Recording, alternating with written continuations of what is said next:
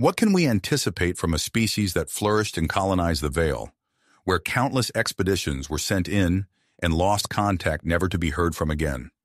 The answer is simple, pure, and illogical madness. While every other species in the galaxy developed atomic energy, peacefully decades after reaching for the stars, humans developed it first for war and employed it on their own world and kind for decades. Even mapping their own genetic code came decades later. They cared more for superiority in war than their own species and homeworld. The majority of human armaments when they first ventured to the outer edge of the Veil comprised mass driver technology. You throw in enough force on one end, put big mass inside that they describe as bullets or missiles. The big mass comes out at incredible speeds, tearing through armor without resistance. But when we adapted our technology in the usual way, by developing kinetic armor that would deflect their weapons, they adapted theirs as well. What follows is a brief summary of the horrors that is human ingenuity and concepts of war. After our first victory against the humans, we thought our kinetic armor would drive these creatures back to the Veil. We sent almost every ship in the fleet at the solar system that bordered the Veil. Thankfully, their ships were slow, and it would take them decades to make further progress towards our worlds. When we dropped out of hyperspace, the humans knew we were coming. Somehow, and we paid the price not just with our lives, for their newest twisted technology would expand the Veil into our side of the galaxy. They adapted our quark mining resonators they captured from the asteroid mining in the edge and altered its basic principle, instead of using for its peaceful natures, which would be to warp the subspace field to separate rock components for ease of mining. The humans inverted the purpose of the weapon. From the horrific video, this was the theory of what happened. They have created a subspace field that warped normal space and created a black hole adjacent to the main star of this solar system, forcing it to go supernova, obliterating not just our ships and our people, but every planet and celestial body in it as well. The humans haven't been heard from for a very long time after the slaughter. We surely expected them to come for our worlds, but they disappeared back into the Veil. We developed star rejuvenators that would revert the destruction of a black hole should they try it again, but nobody would dare enter that doomed solar system in the fear of encountering another human. What the humans did successfully was to extend the size of the Veil and decrease of our understanding of how any sentient beings can thrive in it. 3 cycles have passed since the message was heard in front of the Council of United Core Worlds that spreaded the panic of a plague species entering the galaxy. The Comanchians were the most advanced species in the Core World Union, although their desire to be isolated from the rest of the galaxy has cost the lives of their entire species. Now, with a Veil species getting a hold of their technology, the future looks bleak. Holographic video ends. At present, we lack a clear plan of action, as the humans have made no attempts at contact and no sightings in our systems have been reported. These creatures spared not a single Comanchian, and we could not even find any bodies in their destroyed worlds. We now open the floor to any ideas the leaders of this council may have, though diplomacy appears challenging given their atrocities. Cylon leader Xylos. These creatures, unlike any we have encountered, seem to rely on the consumption of other dead creatures to survive. Perhaps the reason they have not invaded us is that the logistics for such an odd species would require inverse terraforming of worlds, a process we have just witnessed. I suggest we mount a concerted offensive against these toxic worlds and push these creatures back into the Veil. Alkar leader, Windhowl. I agree with Xylos. These creatures have shown themselves incapable of reason, as they made an entire species extinct simply for not responding to a misguided human peace envoy. However, I propose we employ the EMP-resistant ships we developed after the humans used energy pulsars to disable our fleet, rather than our full might. This should even the odds in our favor. I call for an immediate council vote for a preemptive strike before they have a chance to destroy us all. President of the Council. I will second the motion. Do we have a third? Every single leader agreed. Then it is decided. I am now ordering the largest mobilization ever seen in the galaxy against this formidable species. Leaders of the United Core Worlds, we are now in a state of heightened preparedness. Briefing for the initial strike will be coordinated with the military leaders of every species, with the plan to begin the assault in 5 core world cycles. Let us proceed. The spy probe's transmission has concluded. Director Omar Brindley of the Soul Force Initiative Covert Operations relaying to Admiral George Patton of the United Federation of Human Worlds. Admiral, that is the information our spy probe gathered from the core world meeting. These neighboring species have no desire to establish diplomatic relations with us, as the Kamachians have twisted the facts and convinced the rest of the galaxy. Patton, and how long precisely is this 5 cycles you mentioned, Mr. Brindley? Brindley, it is exactly 34 hours, 12 minutes, and 2 seconds, sir. As you can see, the clock on the wall indicates we now have 12 hours and 15 minutes remaining. Patton, do we have intelligence on the technological capabilities we can expect from these adversaries? Brindley, yes, sir. We have acquired the schematics for every ship these creatures possess, including their new EMP resistors. Their technology is equivalent to our earliest space vessels when we first left the Sol system, far behind our own. This conflict may be over the same day it begins. Patton, I see, and here I had hoped for at least an entertaining spectacle. Send the cadets from the new Starfall Academy to handle the first wave. If we sustain any hits, then deploy the Valkyries. We will defend only at this point. The Valkyries, sir? Patton, if this is to be a slaughter, let the rookies gain some experience first. I had expected to witness Predator or Independence Day level technology, but instead we face something akin to E.T., and we are the monsters. I shall go fishing again. Contact me on my cell if the battle is not concluded within an hour of its start. And ensure the cadets are prepared for classical music. Those Valkyrie troops are quite eccentric. You have annihilated our diplomatic mission, ignored our pleas for peace, and we will pursue you relentlessly. Pray that your deities grant you mercy before we reach your homeworld. The human race will meet its end. Devious creatures, that was no peaceful envoy. They simply missed the first shot. We exhausted all efforts to establish peaceful first contact, but they fired first and destroyed the system where they first appeared. Multiple attempts at diplomacy with unconditional surrenders were met with refusal. What followed was the loss of one solar system after another, and in just 18 days, we no longer had a planet. They did not even bother to invade, instead bombarding every planet from orbit until they became radioactive wastelands.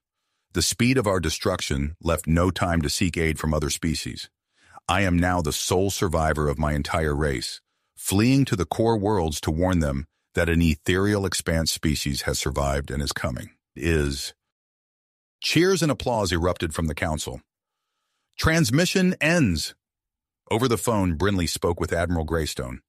Brindley, sir, the cadets and Valkyries are ready for the first wave. As you heard, the Xeno infestation will arrive in approximately 82 minutes. Ice, Patton. Excellent. Tell the cadets the first to score 10,000 kills gets to join me fishing later today. Keep me updated, son. I just caught a barracuda. This battle will be quite a show. Brindley. Sir, shall I transmit the battle to your holo TV on your boat? Patton. Why the hell not? I wouldn't want to miss the boys having fun. Brindley. One last thing. I need your authorization to execute Operation E.T., sir. Patton. Of course you have it. I can't wait to see their admiral's face. Patch me the spy probe's recording of their ship's bridge, will you? Brindley. It will be done. Brindley out. Patton. Fishing pole splashing on water. Have at 'em, son. And so it began. The humans deployed only 50 cadet fighters, 2 destroyers, 1 battlecruiser, and a carrier with the entire Valkyrie fleet. A group of ace pilots with their own rank. Meanwhile, at the secret invasion point, the aliens would soon learn the true meaning of ruse. The Xenofleet admiral addressed his forces just before the jump. Most of us won't be returning home, for this is an enemy unlike any we've faced. But we have the numbers. Our latest spy reports say they have only a single destroyer in the system. We'll catch them by surprise. As the Xeno ships jumped in, they took the bait. The human commander on the destroyer, aware of the super-secret Xeno spy probe, played along, acting surprised and panicked as the alien fleet formed up. The ironically named destroyer. While every crew member on the destroyer stifled their laughter, Unwilling to give away the ruse, their captain cried out, "Oh no! The creatures have come to destroy us. We're all doomed. We must make for the jump point, back to the abyss, and alert the others. It's our only hope." The Xeno Fleet Admiral responded, "Every ship, break formation, and fire at will. We can't let that destroyer escape." The captain of the destroyer shouted, "Open the gates of the abyss! Open them!" The Xeno Fleet Admiral paused, puzzled. "Wait a minute. Something is wrong here." Admiral Greystone watched, laughing. After the destroyer passed the gas giant, it accelerated into the asteroid field, heading at full speed towards the jump point. It enabled its in-system jump field, leaving a temporary black hole that engulfed the majority of the Xeno fighter fleet in the asteroid field. The human ships then joined the rest of the fleet, hiding behind the gas giant. Operation ET had begun. All communication between the Xeno ships was instantly cut off, and they realized the true meaning of chaos. The human cadets launched in a V formation, taking out the ships surrounding the Xeno Admiral's vessel from behind, sowing confusion in their ranks. Human technology was now showcasing its full potential, a slaughter of unprecedented proportions. The cadets destroyed 3 Xeno fleets with their new quantum implosion drives, which manipulated gravity to cause every struck ship to implode and explode, destroying neighboring vessels. Without communications, the Xeno Admiral could only watch helplessly as their fleet began firing on each other, thinking there was treachery in their ranks. By the time they understood what was happening, half their fleet had already been lost. Only then did they begin concentrating their fire on the cadets.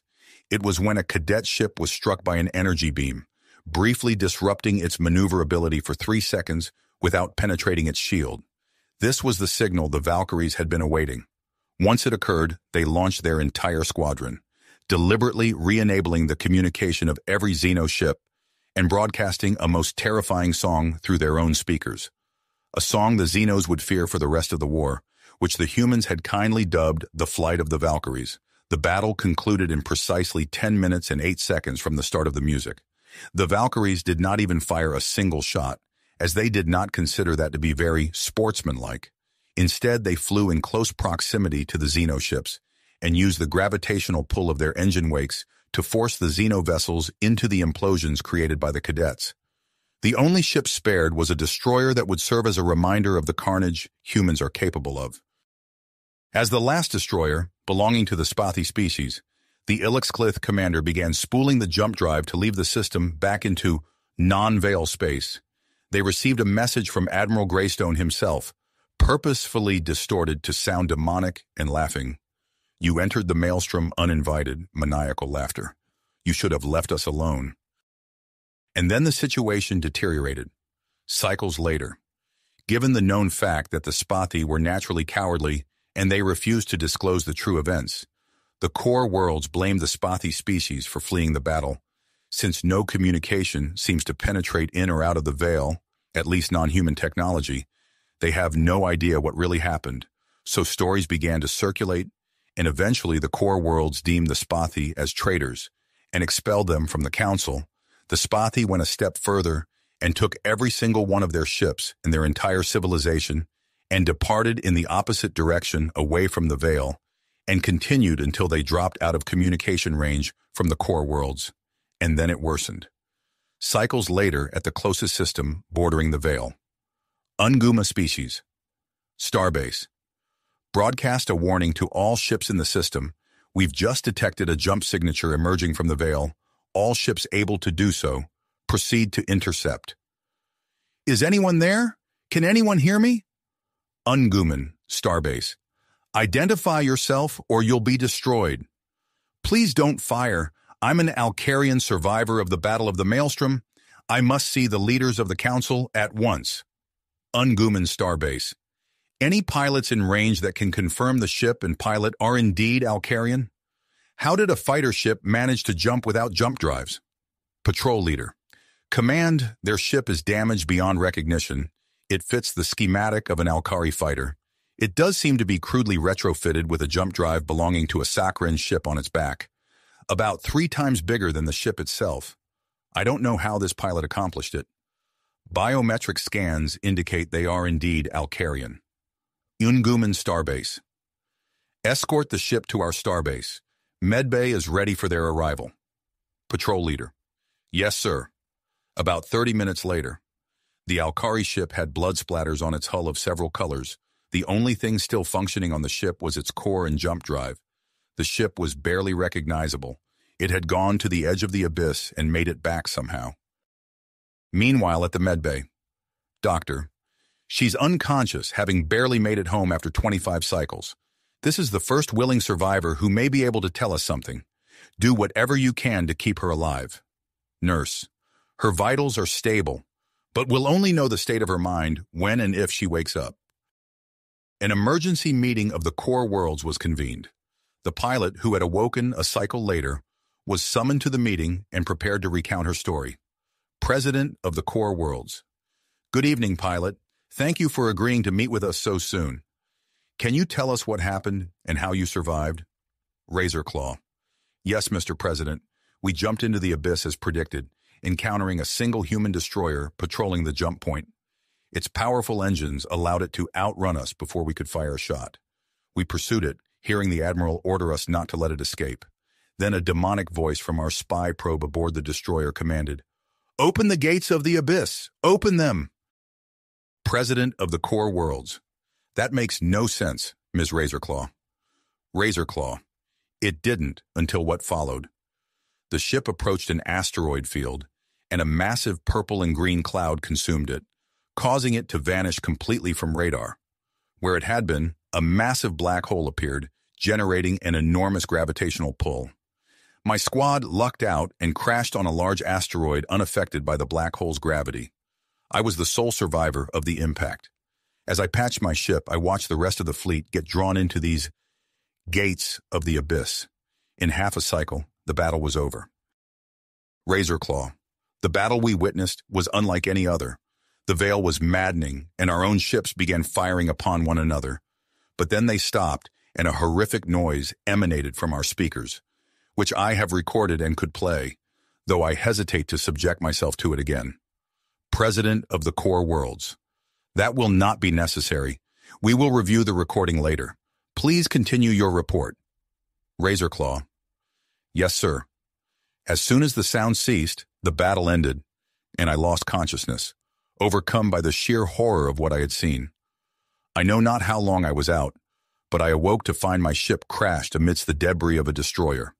I quickly suited up and set about gathering the parts needed to repair my vessel and retrofit it with the destroyer's jump drive so that I might escape the maelstrom. In less than a tenth of a cycle, I had all the components required and had my ship operational once more. I then took off at impulse speed, hoping to slip away unnoticed amidst the wreckage. Fortunately, the debris shielded me from detection, and I was able to reach the system's edge and manually engage the jump field to make my escape. Though I feared my ship might not withstand the jump, I knew I had to leave that dreadful place behind. Horrified expressions spread across the faces of the gathered species as they heard my account. President of the core worlds. We are grateful for your bravery and the information you have provided, Ms. Razorclaw. You shall be hailed as a hero among your people. You may now retire to your quarters. Leaders of the council, salute. Each species present raised their limbs or appendages in a formal military salute, and Razorclaw returned the gesture before departing, leaving the sound recording disc on the president's table. The president hesitated momentarily, then, unwilling to appear weak, took the disc and handed it to his assistant with a slight nod to play it. They heard the music, followed by the cries of various alien species synchronizing with it, ending in the eerie voice of the maelstrom. You entered the maelstrom uninvited. Maniacal laughter. You should have left us alone. Patton chuckled. Damn, I sounded good in that recording. I guess we can use that music more often and see how many unconditional surrenders we get in the next few days. The Vux diplomat attempted to speak in English. Humans, we are Vux, proud warriors. We demand no war. Patton. Well, I must admit I was quite enjoying our discussion. Returning to the Xeno. Patton. Ha ha ha ha ha ha ha ha ha. Faded into obscurity. This initial peace envoy proved a complete disaster. with the core world leaders blaming the Vuox for attempting accord with a species unfamiliar with the very concept. Despite the incident, 5 other species sought peace in every manner imaginable, the humans deliberately avoiding any appearance of accident, repeating the ritual of not deeming them worthy. Then there was the I-Wrath, a spider-like being preferring war, who approached the maelstrom's edge with a request to be heard. Lolwrath Commander, Masters, we will fight for you, if you will but spare us? At the human command post, Brinley, here we are, sir. If they turn on one another, we may not need to invade at all. Perhaps this is the solution to our numerical disadvantage. Patton, you make a fair point, my boy. Do these species stand a chance against the others? Brinley, not truly, sir, but if it starts a trend, we could gain more allies and win this war without fighting it. Back at the Lolwrath ship, Patton in Lolwrath dialect. Yes, spare none. You are worthy. Lolwrath Commander, our masters grant us the honor of our own tongue. War shall commence immediately. Thank you for allowing us to fight for you. Thus began the first war since the mass peace accord in the core worlds to deal with the human species. The Lolwrath kept them busy for a few cycles, but eventually succumbed to being outnumbered by the other species. The species of the core world suffered major losses at the only human battle. The Lolwrath, however, while a minor distraction, served to decrease the trust in the Council. More than 100 species left, and followed the Spathi that had departed long ago. The remaining species could not fathom why the humans would not simply invade and eliminate them all, as they had done to the Kamakians. Then something unprecedented occurred. Humans had developed a subspace rift generator, which would tear a wound in space and create a wormhole connecting any 2 points in the universe. The humans surprised the galaxy by warping in an entire fleet just outside the meeting where the core worlds were convening. The fleet consisted of over 50,000 fighter pilots, 25,000 corvettes, 3,500 carriers, 2,000 destroyers, 10 battle cruisers, and what would seem to be the human flagship, a new Leviathan class the size of a gas giant. But they just stood there, taking no hostile action. Instead, a message was sent to the Core World Council. The president of the council, visibly taken aback, replied, Yes, of course. We agree, huh? Come on down. Massive commotion took over the Core World meeting, as 2 battlecruisers, 12 destroyers, and 2 carriers with their respective fighter complements escorted the Leviathan to the edge of the planet where the Core Worlds were meeting. A small ship departed from the Leviathan down to the surface, escorted by the Core World ships, which had a hard time just keeping up with it. When the small ship landed, leaders of the Core World were eagerly awaiting to speak with a human. 10. Black and white powered armor guards carrying what appeared to be weapons were the first ones out of the ship. The aliens were horrified at how gigantic humans looked, decided to just stay silent, letting the humans do the talk. Then a human diplomat stepped out. Her power armor had a chrome plating surface. She was even bigger than the guards. She had a cloak that scintillated multiple shades of black and white. The president of the Core Worlds moved forward and appeared to tremble, as this human was about 10 times his size. Then the human diplomat looked down and, speaking through her armor, spoke in the leader's own language.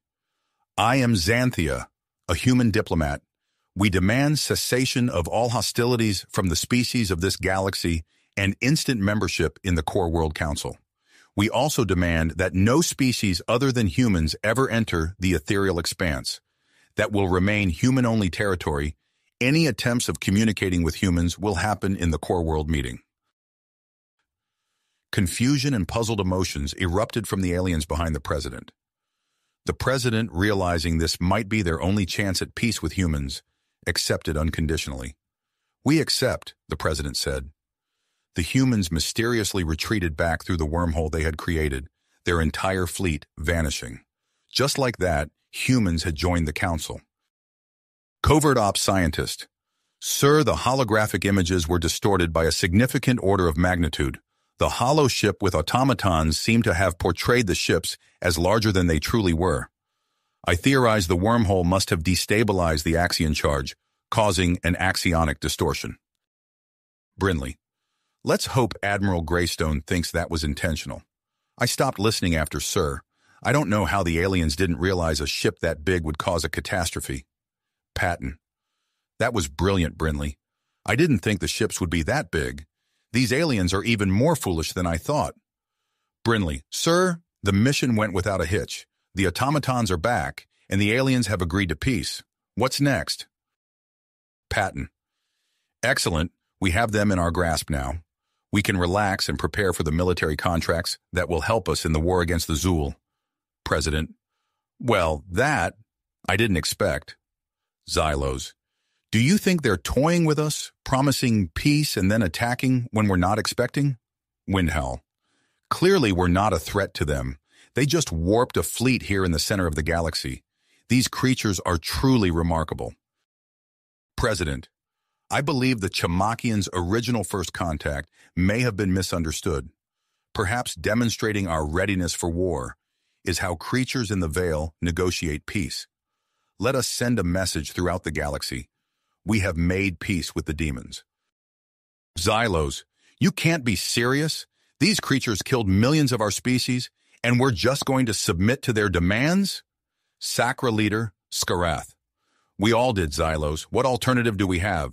Wage war against a Veil species capable of building such massive ships without destabilizing gravity and creating wormholes to appear anywhere. This is our only choice. Xylos, fine. I never expected this council to surrender unconditionally like that. I thought the whole point of a galactic council was to prevent any single species from holding all the power. Mark my words, with the humans now part of the council, their technology centuries ahead of ours, it's only a matter of time before we're all enslaved. With peace between the humans and the core worlds, the humans will now turn their attention to the Zool. The Zool are unknown to the rest of the galaxy, for they enslave and consume every world they encounter, like a locust plague moving from one system to another. At least, that was the case until they met Homo sapiens. The first sighting of the Zool was in an Alpha Centauri farming colony. Unlike other species the humans had encountered, the Zool were a technological match and made no attempt at diplomacy. Their first encounter was a brutal battle, with massive losses on both sides. The humans had to make accelerated jumps to escape the Zool, abandoning the colonists to their fate. Zool ships are covered in the remnants of the species they have consumed, whether body parts or ship components. Humans, however, rely solely on their own materials, and thus the first true war for humanity began.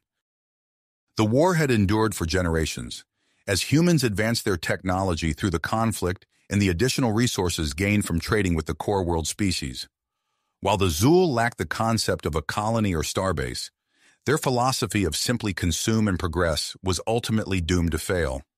Rumors of the human-Zool war eventually reached the core worlds, but the humans ensured these remained mere whispers, for they were the true terrors of the galaxy. The turning point of the war would come at the Horsehead Nebula. An admiral detected Zool jump energy signatures south of Orion's belt in the Horsehead Nebula. A small fleet composed of a Drathos-class carrier, 4 Battle-Axe-class destroyers, and 6 Hydra-class corvettes was on a reconnaissance mission in the area. The admiral requested reinforcements from a large fleet stationed near Rigel, but cautioned against a blind jump, fearing an ambush. The Drathos carrier was ordered to gather intelligence on the detected Zool fleet. Approximately 18 minutes later, the admiral learned that contact had been lost with Gamma Wing, and the other wings reported minor engagements, but the full size of the Zool fleet remained unknown. 2 wings were dispatched to the last reported patrol point of Gamma Wing, with orders to turn around and report their findings at first sight of the enemy. Soon after, the admiral received a report of the Zool's main fleet, around 50 Shivan-class cruisers, thousands of smaller ships, and an unclassified larger vessel that was likely their flagship. This formidable force was headed straight for the human forces, with an estimated 23 minutes until engagement. Patton, we copy that clearly, son. I'm jumping in personally as soon as they engage your battle group. A surprise for those foes. They won't escape this time. They've ventured into the wrong territory. We've completed our first Empyrean Titan, along with a new experimental weapon. Order every ship in your battle group to quadruple their initial dampeners and shields, diverting all energy from weapons and engines if necessary. You'll need it after I jump in. Stuttgart. Copy that, sir. The Zool's main battle group lured by the easy pickings of a small battle group, took the bait. The moment they appeared on radar range, the Leviathan, piloted by Admiral Greystone himself, jumped in, right in the middle of the Zool fleet. The Empyrean Titan, a ship approximately the size of Earth's moon, has a very large gap in its center, with top-notch technology that allows it to trigger a gravity vortex in its center, attracting and compressing all nearby ships. Initial reports indicated the Leviathan is built to endure substantial damage, and whether or not this plan would work didn't seem to matter to Admiral Greystone. He was done with this war. And when Patton jumped in, the Leviathan took direct fire from nearly half of the Zool's main fleet, but that ship was made to withstand the equivalent of a black hole inside its own belly. It doesn't concern itself with minor things like weapons or cruisers firing and crashing with it. What followed was a beautiful image that made the other human ships cheer and applaud. Admiral Greystone played his favorite song, a classic human song written nearly 300 years ago, across the speaker of every ship in the nebula. One Zool ship after the other was unable to withstand the inertia of the Yamato, save for the Zool flagship, which came face to face with it and suffered enough damage from the Yamato's conventional weapons to disable it. But instead of outright destroying it, Admiral Greystone ordered the entire fleet to hold fire. History will never be able to explain why he decided to do it, but chaos is something humans worship. The Admiral himself, along with the Space Marine Squadron, known as the Psychopaths, boarded the Zool flagship. Admiral Greystone, along with the elite Space Marine Squadron, around 500 Marines, decided to board the Zool flagship in search of their elusive leader. They planned to record the entire battle to aid in further Marine training, but were unprepared for what they would find. "Soldiers, I'm leading this assault," Patton declared. "I'll be the first one in and the last one out. No one do anything foolish like getting killed today. We've boarded these creatures before, and you know what to do." The Marines, known for their disregard for fair combat, responded in unison. "Yes, sir." Patton turned to the pilot. "That gap my ship made is our point of entry. Is it also our exit?" "Yes, sir," the pilot confirmed. "Soldiers, use your favorite weapons today. Our intel indicates the Zool aboard this flagship are lazy and slow. You'll need to be agile. If it's a Zool, show no mercy," Patton ordered. "Sir, yes, sir," the Marines replied, drawing their plasma swords alongside Admiral Greystone. "Patton, you wretched geckos, you will not die until I give you permission." One by one, he flew into a blood rage and ensured their demise was slow and agonizing, so they could suffer every second of it. Even the rest of the small squad with Patton were slightly terrified of him. Several hauls and Zool kills later. Alpha Squadron. "Sir, I am picking up some strange bio readings on my scanner at 11 o'clock. Can you confirm?" Patton. "Confirmed. That's not all, Zool. Let's get in there." Patton and his squad seemed to have breached into this room at the same time. 4 other Psycho squads joined in to witness something they wish they hadn't. The Cylon leader Xylos, along with the Zool leader Zul-Rakoth, were at the center of the room bickering when the squads breached in this room. They had human slaves from captured colonies, along with other species from the core worlds, and a small complement of guards. Patton. Well, this situation has become far more intriguing." Xylos. "Humans, help! This monster has captured me. I need your aid." Patton. "Xylos, we are the human race, and your deception is over, along with the rest of your species." Patton easily subdued the Cylon leader by just running by him, and had a close combat with Zul-Rakoth, eventually decapitating him while the rest of the psychopaths took out the guards. Xylos spits blood. "Your kind has been a scourge. The core worlds were fine until you showed up. The Zool are not the monsters, they're the liberators. Come on, get it over with. Keep your bloodthirsty ways.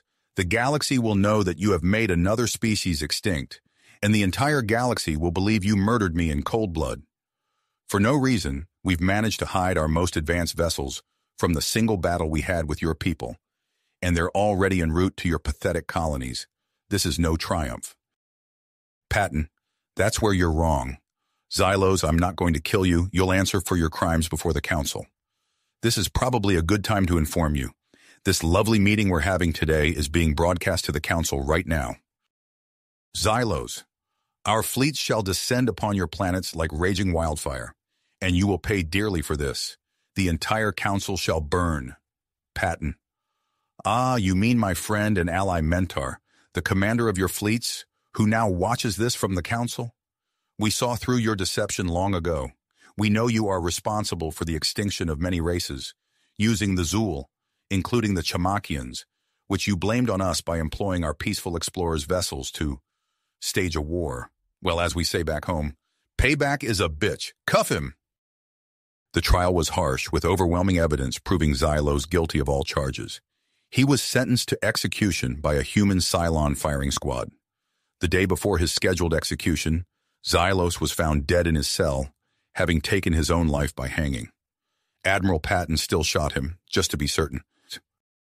In time, as humans ventured further into the previously Zool-controlled space, they began discovering species long thought extinct, stranded on worlds abandoned by the Zool. Gradually, the humans shed their reputation as the scourge of the galaxy, and over the following years, they were recognized as a powerful protector, as they slowly allowed some of their technology to be shared with other species. You have reached the end of the story. If you enjoyed this story and want to support us, please leave a like and subscribe to our channel, and for every comment that says 88, I will heart every single one of them. Thank you for your time.